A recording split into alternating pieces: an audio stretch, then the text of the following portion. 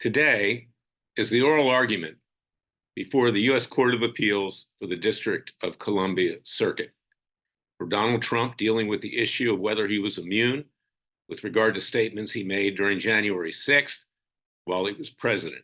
According to current law that has been implemented by this particular court, a very leftist court, and even the so-called Republicans on this court are leftist in many ways.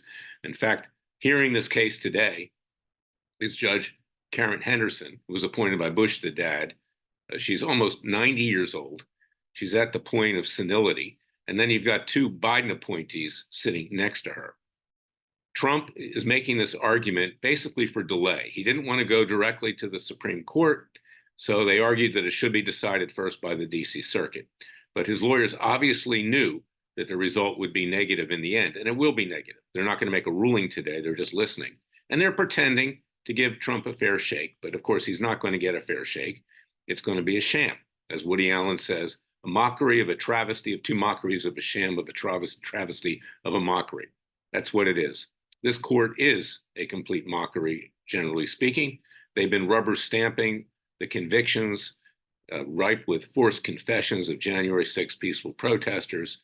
They're in the same courthouse as the U.S. District Court for the District of Columbia. All these judges get together. It's like witches and warlocks brew at lunchtime, and they conspire literally as to how they're going to rule with regard to January 6th, and they will be doing that with regard to Trump. Even the Republican appointees like Karen Henderson will rule against Trump.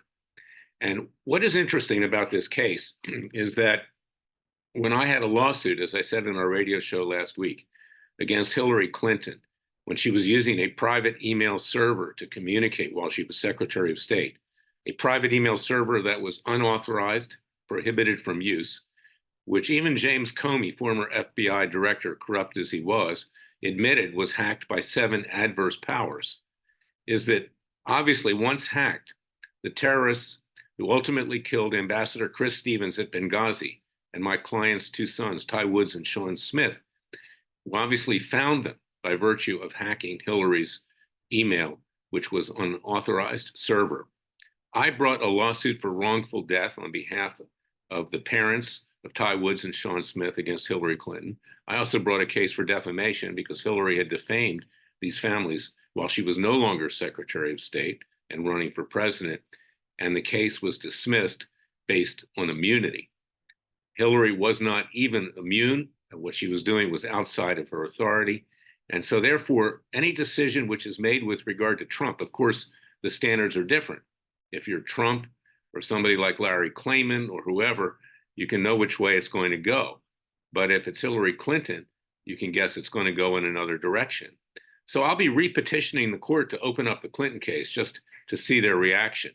Because once they rule that Trump had no immunity, and they surely will, the matter then going up to the Supreme Court, that will create a new precedent.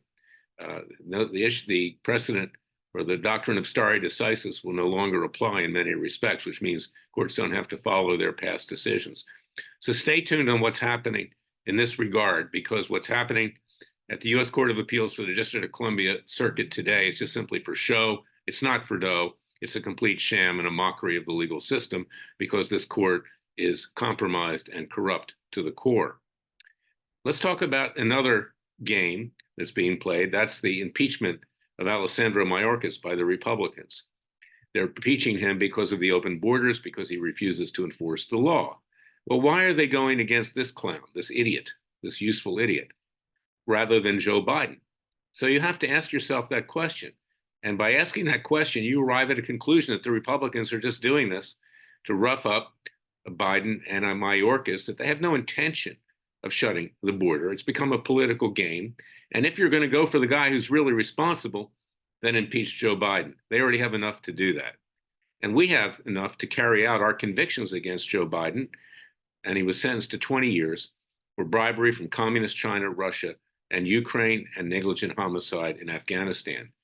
We will be sending out requests to all law enforcement in this country, pursuant to the convictions, to go and lock Biden up. This has been a trial by the people's justice system, which is necessary because we have no justice system anymore in terms of our so-called government. It is legal. You can read about it at freedomwatchusa.org, and we're asking established law enforcement to do it peacefully and legally. Even in the District of Columbia, there is a law which says that when you know if someone has committed a felony, you can actually arrest them and turn them over to law enforcement. Well, we're not even doing that.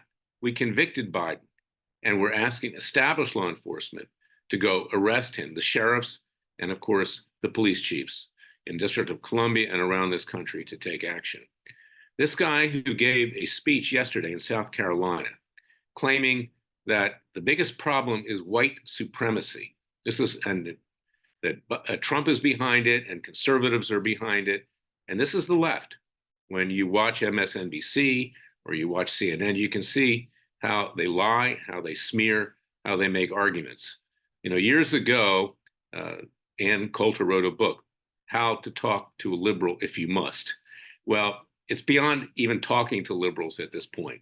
It's a question of them versus us. The ones who are politicized want to destroy people who are conservatives, people of faith, those who believe in the vision and creation of our founding fathers. So let's whip up racial hatred against white people that were basically white supremacists. This is the way Biden thinks he has a chance of winning the next election. This guy needs to be removed for valid reasons because he's committed crimes. Mayorkas, the impeachment inquiry that's going on with him is a joke. That's because the Republicans want to leave Biden in power going up to the elections in 2024. They want to weaken Biden, but they don't want to take any action. And my question is, and your question as well, can we survive another year and a half under Joe Biden, particularly when the world is on the brink of a World War III? In fact, we're already in it. The question is, will it go nuclear? Will there be a nuclear holocaust? So this is my message for today. When you see these things, whether it's the U.S. Court of Appeals for the District of Columbia Circuit, or you see the phony impeachment proceedings by the Republicans on Capitol Hill, this tells you that the people need to rise up themselves peacefully and legally.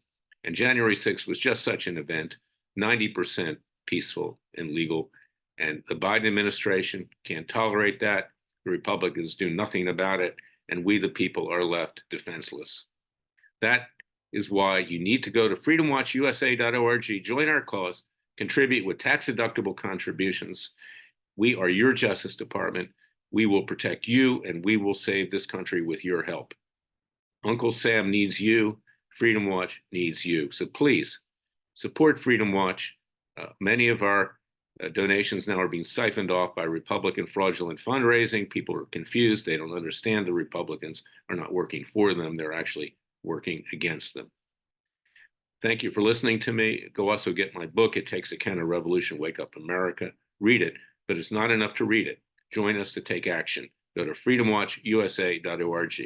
I'll be back tomorrow with another special podcast. Until then, remember, the Father and Son will only help us if we help ourselves. Thank you for listening to me.